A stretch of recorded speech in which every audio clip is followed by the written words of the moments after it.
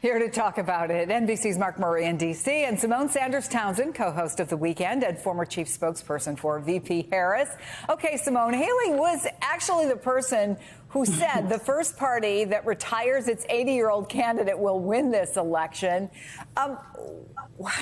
Where does the passing of the torch by Joe Biden create opportunity for Democrats? And are you worried at all that Democrats are getting ahead of themselves and feeling a little too overconfident right now? So I think that there is so look, Chris, I think there's the voters and how the voters feel about this passing of the torch. And what we are seeing is voter enthusiasm. That's what all the Zooms are for. By the way, my prayers are with the tech staff at Zoom this week. It seems like they are working overtime because every group has a Zoom for Kamala Harris supporters where they are getting on, raising money and organizing. So that is excitement and energy that is needed because people that are engaged like that, those are people that organize. Those are people that call other folks, knock doors, give money.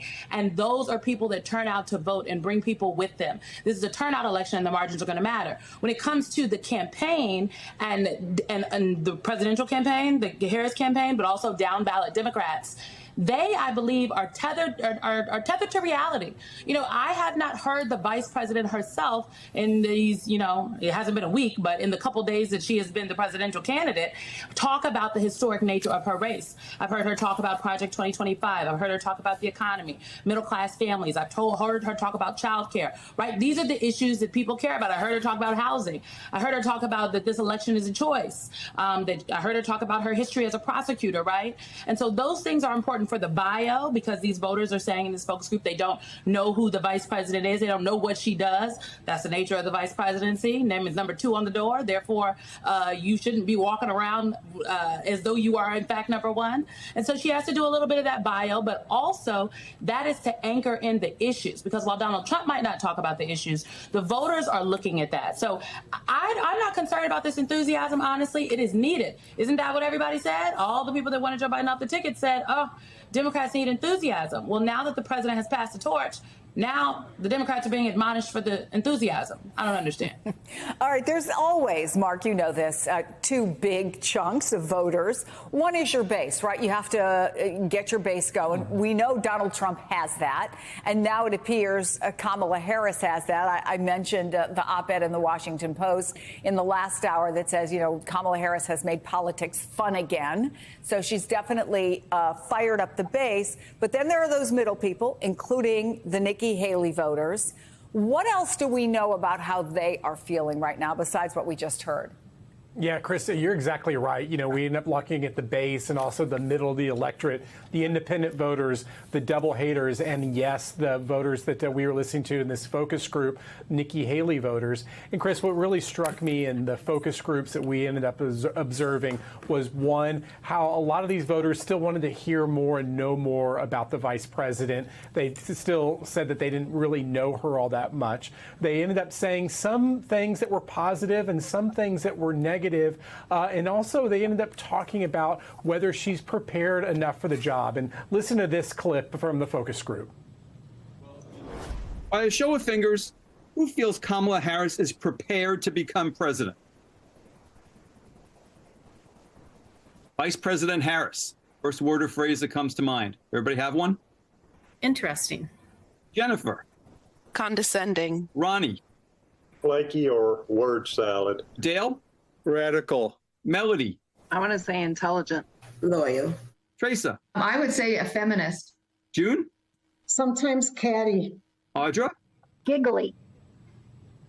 So, Symone was talking about how Harris has really fired up the Democrats. And, the next kind of challenge for her is going to be to kind of introduce herself to voters who haven't been as familiar with her. And I think that, Chris, that focus group is really instructive on that, on the middle of the electorate that's going to be so crucial to deciding who wins in November. There's so much at play here, Symone. One is this idea that she's not the first vice president who's I've covered who's run for president. And people don't always realize that their job is to reflect their boss, right? His positions, where he stands on the issues. It is not their job to go out and have their own platform and to make their own independent statements. On the other hand, she does have now the opportunity to put the issues out there, as you talked about it, to make her views known.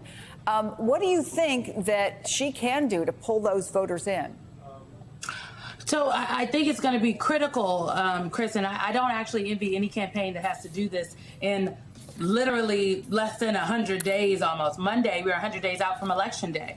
I think part of what, and you know, the vice president isn't new to this, right? Every vice president, by nature of being the vice president, has accomplished something in life to the point that the person who is now the leader of the free world, or wants to be the leader of the free world, wants to ask you to join their ticket. And so she comes with a record of her own. Every vice president does.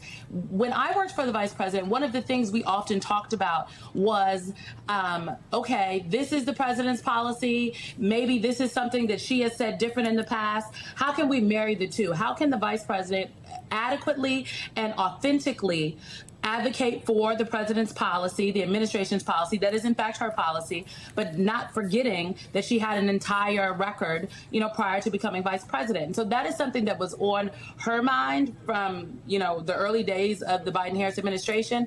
And I have to imagine now the conversation inside that camp is, okay, what is my vision for the future, the Kamala Harris vision for the future, if in fact I am elected president? How does what we did with the Biden-Harris administration translate to what I would like to do? And that's where it gets kind of tricky, because Joe Biden is the president until January 20th, 2025, and Kamala Harris is that vice president until then, and she still has to be a good, great, loyal governing partner, as she has been for the president. So I think that's frankly why we haven't seen any interviews yet from the vice president, or actually any of her spokespeople on the campaign yet, because they are still teasing out that message.